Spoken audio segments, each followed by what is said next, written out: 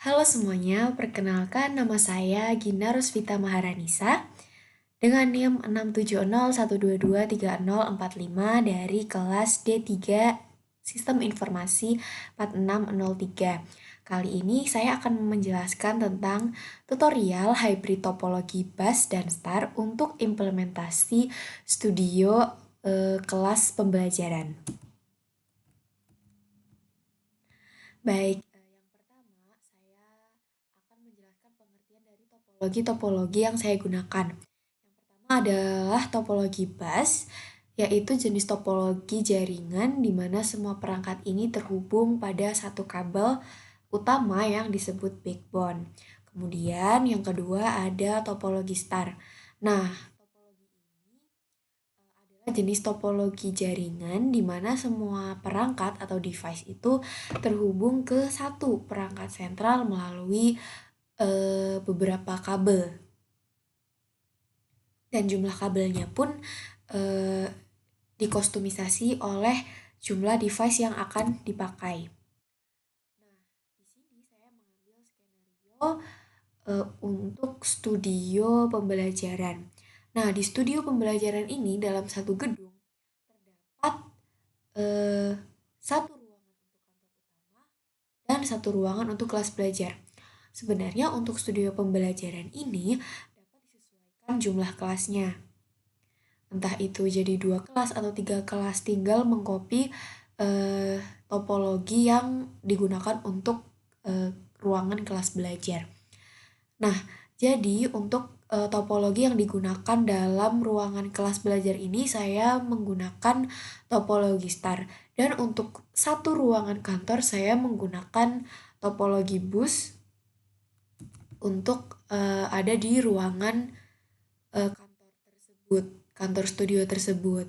Mengapa saya memilih topologi bus untuk eh, ditaruh atau dieksekusikan dalam desain jaringan pada kantor studio? Yang pertama adalah karena topologi ini cocok untuk jaringan yang berskala kecil. Jadi di kantor utama ini pastinya membutuhkan lebih sedikit device untuk staf pemasaran atau staf admin dan lain-lain hanya membutuhkan sekitar 4 sampai 7 komputer, dan topologi ini sangat cocok karena memuat sedikit device. Yang kedua adalah efisien dan ekonomis. Topologi BIS ini mempunyai tampilan sederhana, jadi penginstalannya ini cukup mudah, dan sisi ekonomisnya adalah topologi bus ini tidak memerlukan biaya mahal jika kita ingin menginstalnya karena topologi ini tidak membutuhkan banyak kabel atau komponen lain dari jumlah banyak. Yang ketiga adalah topologi ini mudah dikembangkan karena proses instalasinya yang kita bisa kategorikan sebagai kategori yang mudah. Nah, untuk penambahan pemasangan perangkat pun di topologi ini termasuk pada kategori mudah untuk proses penambahan perangkatnya. Nah, yang kedua, saya memilih topologi star untuk eh, dipasang pada ruangan kelas. Kenapa saya memilih topologi star untuk ruangan kelas? Yang pertama adalah topologi ini cocok untuk jaringan skala besar atau banyak device. Tentunya saat kita mengadakan pembelajaran di kelas, kita membutuhkan banyak device yang menampung bisa sampai 20 sampai 50 unit komputer tergantung siswa yang terdaftar pada kelas tersebut. Jadi, eh, menurut pendapat saya, topologi ini adalah topologi yang paling cocok untuk diterapkan dalam desain jaringan pada ruangan kelas. Yang kedua, pemeliharaannya yang ringan. Nah, pemeliharaan topologi star ini lebih mudah atau lebih ringan dilakukan karena proses deteksinya yang lebih gampang. Jadi, ketika satu komputer mengalami kerusakan, cukup melihat kondisi kabel yang rusak tanpa harus melihat semua kabel satu persatu. Nah, ini membuat maintenance-nya menjadi lebih ringan. Yang ketiga, ada kemudahan pengoperasian jaringan. Nah, karena topologi star ini termasuk kategori topologi yang lumayan banyak digunakan dan mudah dikembangkan dan dibangun. Selain itu, topologi ini juga kompatibel dengan beberapa jenis kabel dalam jaringan komputer. Kendalanya dalam topologi star adalah kita harus benar-benar memperhatikan terminal utama, yaitu hub atau switch, karena dia sebagai terminal pusat yang jika terminal pusat itu mengalami kerusakan, maka semua perangkatnya juga akan terkena imbasnya. Selain itu, topologi star juga boros kabel, sehingga dia memakan tentunya lebih banyak biaya daripada topologi bus. Selanjutnya ada kendala untuk topologi bus. Mohon maaf sebelumnya saya belum mengganti judul yang ada di sini. Jadi ini adalah eh, kendala untuk topologi bus.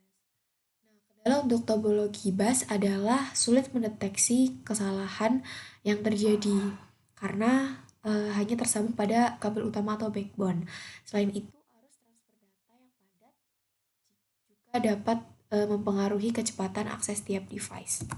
Selanjutnya, untuk kendala saya saat mengerjakan tugas akhir ini adalah yang pertama, saya mengalami kesulitan untuk memilih masalah dan solusi dari desain jaringan yang akan saya paparkan sebagai tugas saya, yang mana solusi itu harus berupa topologi hybrid.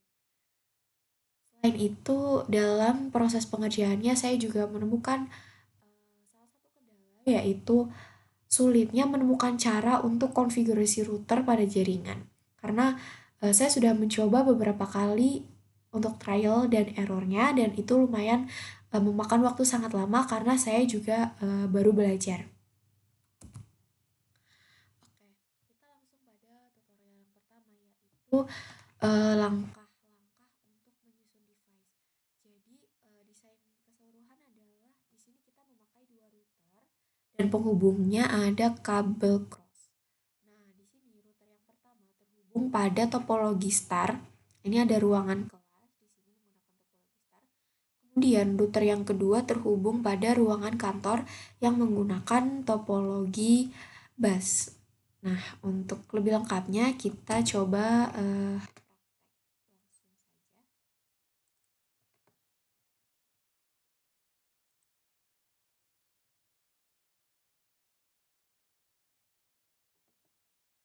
Kita menggunakan ini router 1941.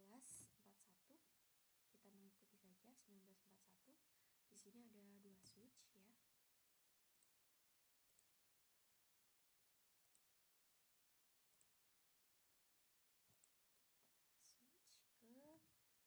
Switch di sini saya menggunakan 29545. Ini saya gunakan. Oke, selanjutnya kita bisa menyusun, mungkin yang pertama kita bisa membuat topologi untuk start terlebih dahulu. Sebenarnya kita bisa memakai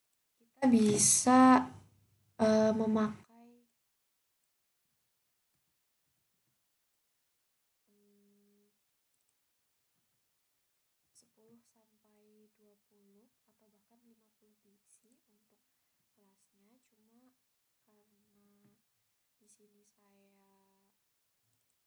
agar cepat tutorialnya dan tidak bertele-tele, saya hanya memakai 8 komputer. Tapi ini bisa disesuaikan dengan teman-teman mau memakai berapa komputer.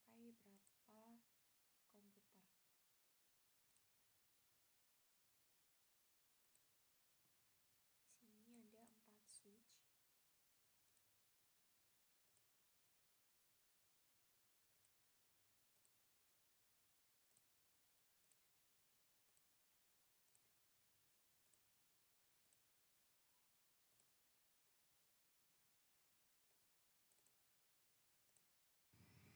Nah, ini untuk topologi busnya ya, sudah sama seperti ini. Oke. Selanjutnya kita dapat mengatur kabel. Kita bisa langsung menggunakan kabel otomatis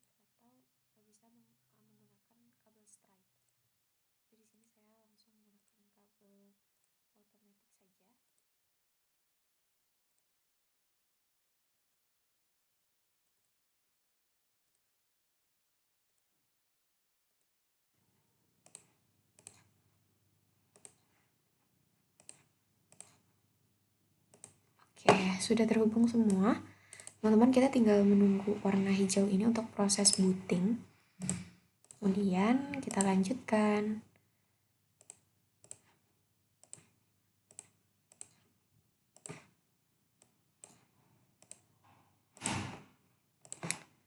Ya, kita mulai dari sini. Karena kita menggunakan kabel otomatis, jadi Cisco ini langsung bisa mendeteksi kabel yang bisa kita gunakan untuk konfigurasi ya teman-teman. Ini seperti yang bisa kita lihat, di sini langsung menggunakan kabel cross.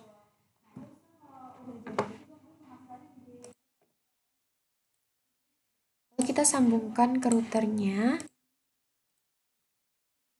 Oke, seperti ini. Nah, setelah seperti ini, langkah selanjutnya sembari kita menunggu proses booting dari setiap komponen, kita langsung bisa menuju ke kata selanjutnya. Oke, di sini ada langkah kedua, yaitu konfigurasi PC. Nah, konfigurasi PC ini kita dapat melakukan menggunakan CLI atau terminal. Tapi saya di sini akan menggunakan CLI untuk konfigurasi.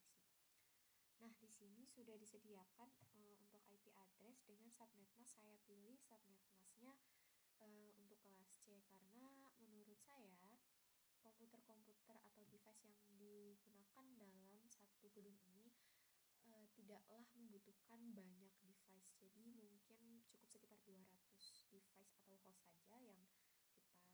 Nah, di sini saya sudah merangkum semuanya. Kita bisa langsung ke sini, kita taruh di node, mungkin bisa. Nah, router pertama, nah di sini kita bisa langsung copy. Di sini ada, oke, di sini router pertama yang ini, yang 0, kita taruh bisa di sini. Ini 10.2. Di gig 0/0, 1/1.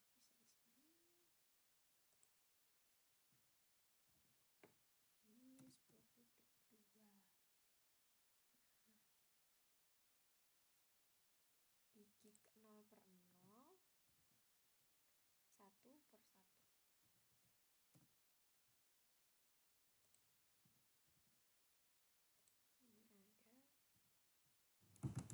2/1. Oke.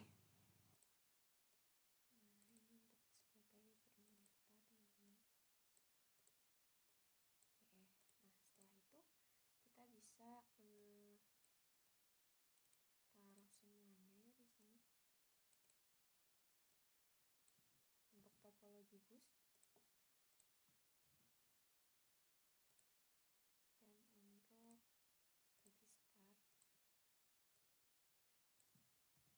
ini yang start di sini. Nah, kita sudah menentukan IP-IP-nya, sudah kita catat di sini. Langsung saja kita bisa langsung konfigurasi mulai dari PC. Kita bisa mulai dari sini. Oke, jadi kita ke desktop, IP configuration 192.168.1.2. Oke, kita langsung klik tab. Di sini akan langsung masuk ya.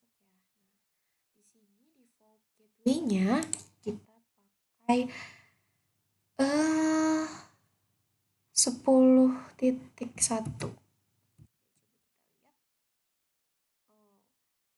default gateway-nya kita pakai 10.1. Default gateway-nya 1.1. Oke, langsung kita close. Pindah ke PC 2. Kita mulai habis 1.2, 1.3. Kemudian gateway-nya sama semuanya.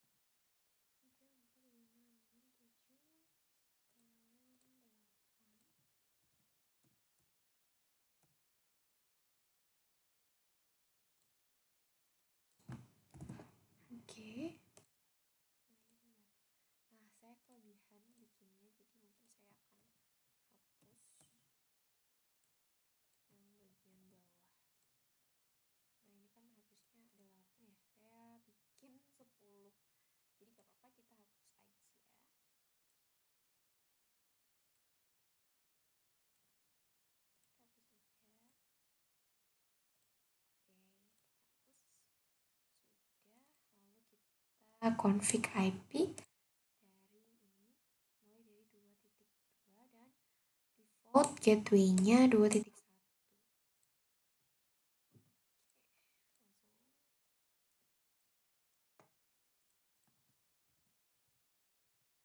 Mulai dari 2.2.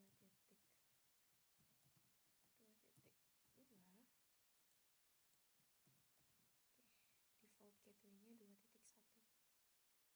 Tadi kan sebelah sini 1.1, dari sini 2.1 mengikuti ini gig 0/1. Oke, lanjut. 2.3.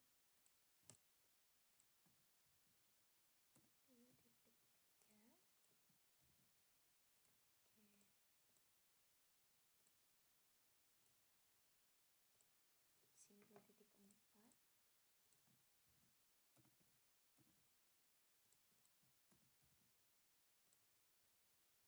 Dan yang terakhir ada 2.5.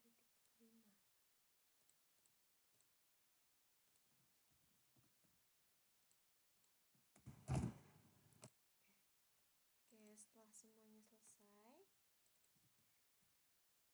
setelah konfigurasi IP kita selesai di sini, kita karena tidak menggunakan server, jadi kita kosongkan saja.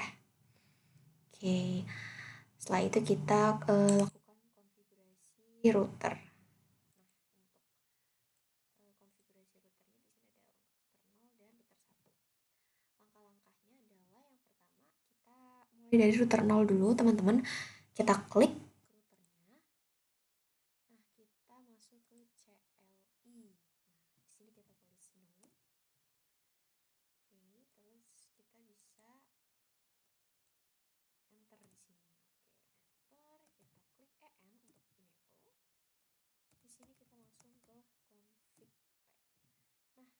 Nah, untuk selanjutnya kita bisa mengikuti apa aja yang udah ada di sini. Nah, kita bisa ini ya, selanjutnya int gig 0/0. Lalu kita IP add, kita ketikkan IP address-nya 192.168.1.1, lalu subnet mask-nya karena kita menggunakan kelas C, jadi 255-nya 3 kali lalu 0. Oke, lalu kita no shut. Setelah no shut, kita bisa langsung kepada int gig 0/1.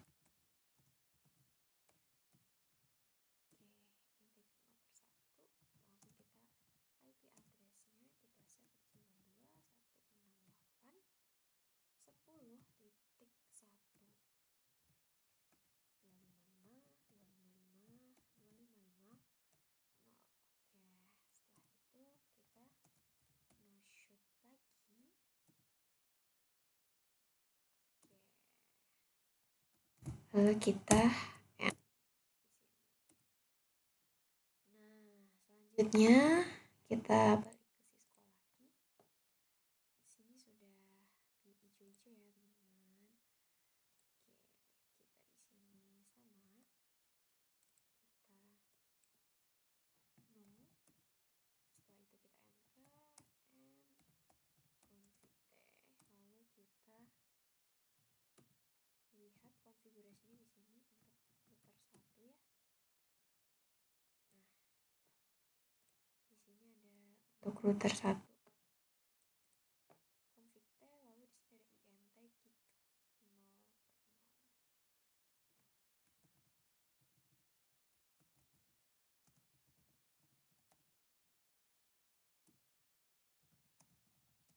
Masukkan IP address-nya bersama subnet mask-nya. 2.1.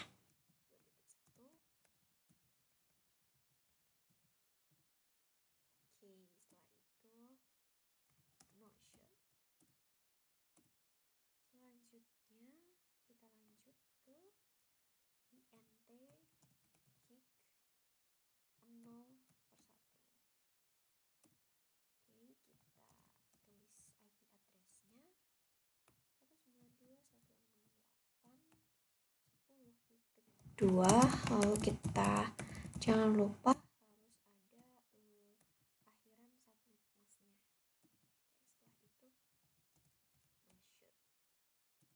shoot. Oke, kita bisa langsung end di sini. Lalu kita lanjutkan dengan konfigurasi OSPF. Nah, konfigurasi OSPF bisa kita lihat sendiri di sini. Mungkin kita bisa mulai dari router 0.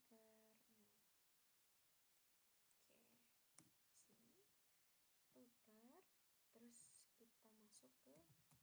Nah, setelah itu kita masuk ke config router OSPF 10. Nah, sudah masuk ke config config router ini kita masukkan network.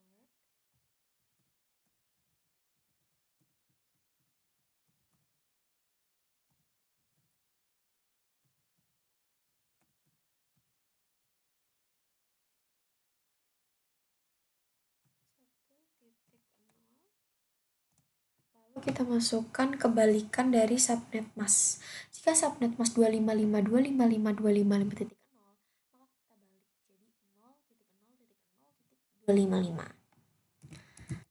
nolnya di sini 3 kali, lalu 255. Oke. Terus kita kasih area 0. Selanjutnya sama, cuma kita ganti jadi 10.0. Oke, setelah itu end. Oke. Sepertinya sudah terhubung.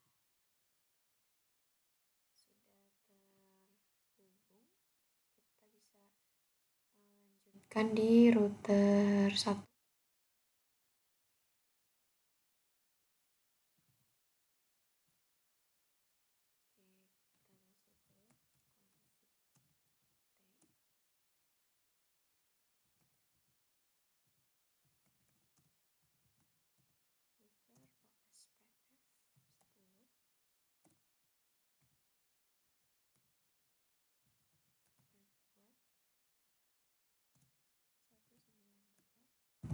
Network 192.168. Nah,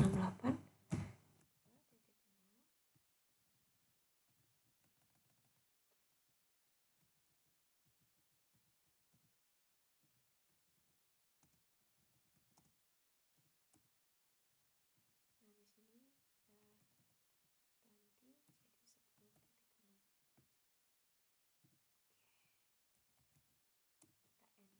Dan di sini ada configure console by console. Oke, kita lihat di sini di router 0-nya sudah diproses. Selanjutnya kita save dulu. Selanjutnya kita tes ya teman-teman.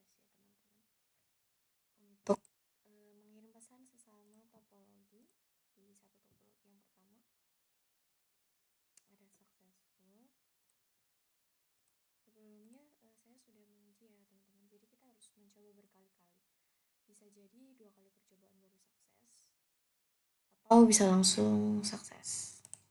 Nah, kita coba di lain topologi. Mungkin pertama bisa violet. Nah, yang kedua ini successful. Coba kita ulang lagi. Ini ke sini. Yang pertama violet, kemudian kita coba lagi. Successful. Oke.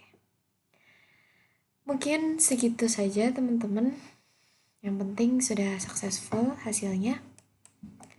Terima kasih sudah mau menyimak dan mendengarkan. Sekian tugas dari saya. Semoga bermanfaat untuk teman-teman yang sedang mempunyai tugas yang sama. Terima kasih.